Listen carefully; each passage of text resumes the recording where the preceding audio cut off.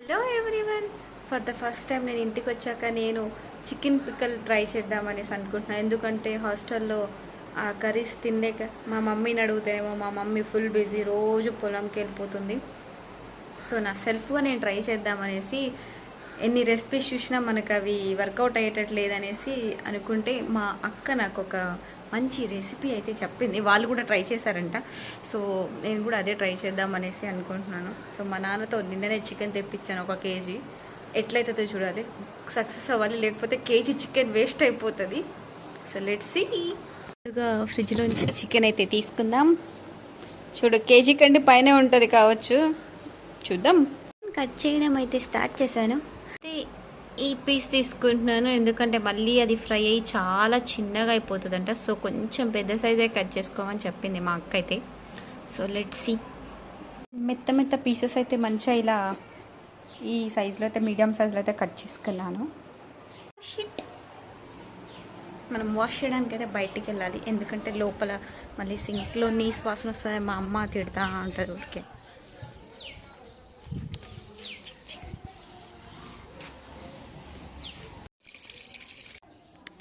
కొంచెం పసుపు వేసుకొని వాష్ ఇట్.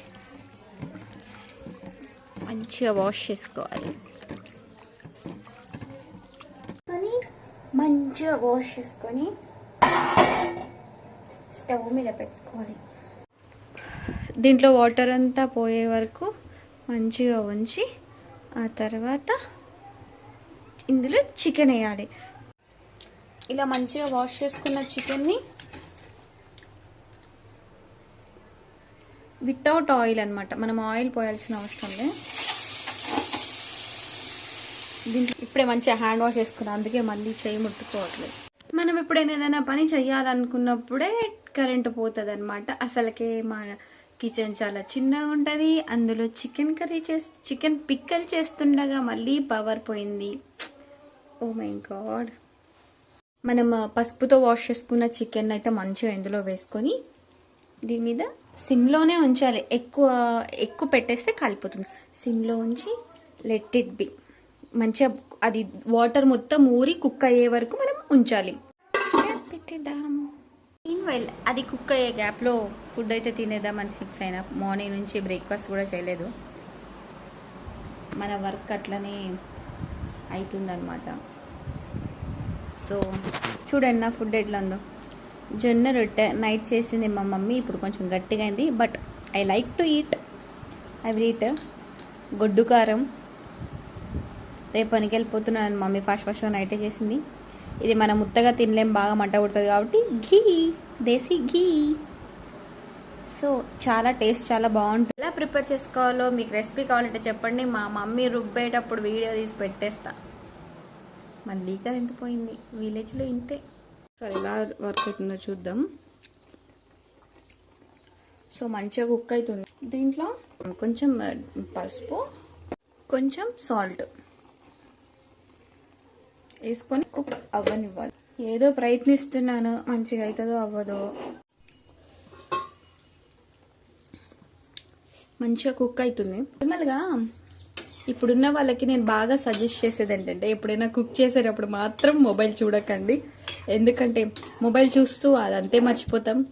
అది మనకు కావాల్సిన దానికంటే ఎక్కువ కుక్ అయిపోతుంది, కాలిపోతుంది. నిన్ననే పాలు కాలి పెట్టేశాను. సో ఈరోజు కొంచెం డెడికేటెడ్గా చేద్దామని మొబైల్ సరిగా చూడండి. సో పీసెస్ కొంచెం బాయిల్ అయిపోతే చాలు, మరి ఎక్కువ బాయిల్ అవ్వాల్సిన అవసరం లేదు. మనం గ్యాస్ ఆఫ్ చేసేసి ఈ పీసెస్ పక్కకు తీసేస్తాం.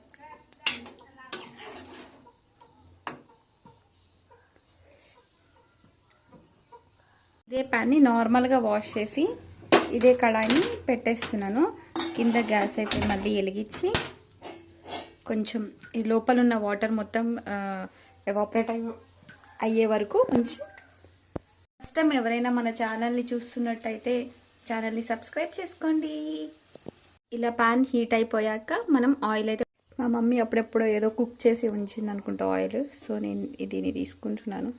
జస్ట్ ఆ పీసెస్ మీడియం వచ్చే వరకు ఆయిల్ పోసుకుంటే చాలు, ఎక్కువ పోసుకోవాల్సిన అవసరం లేదు ఆయిల్ కూడా. ఇలా ఆయిల్ హీట్ అయ్యాక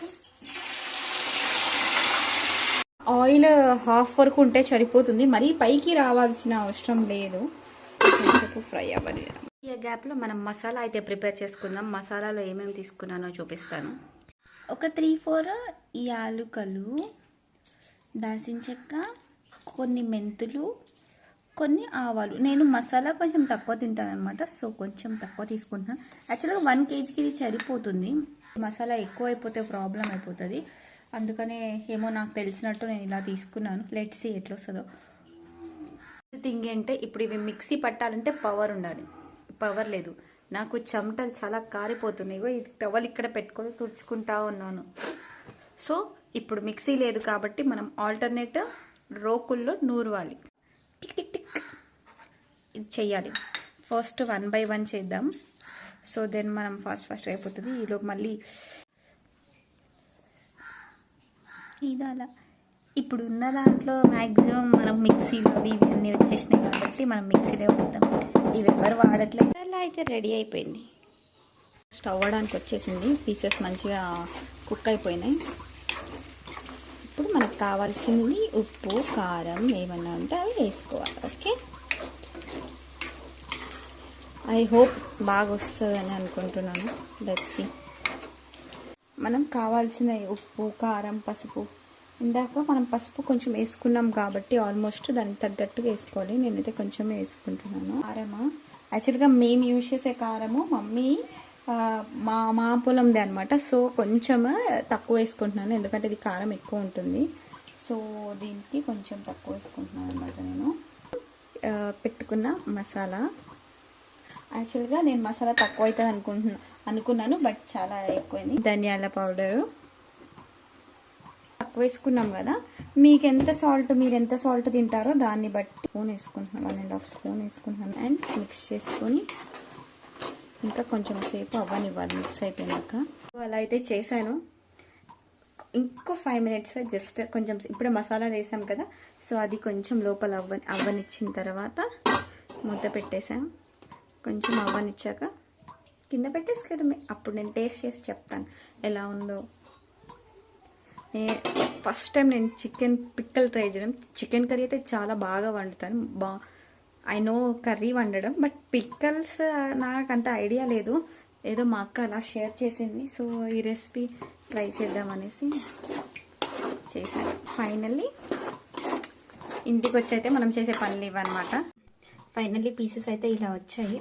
నేను ట్రై చేస్తాను.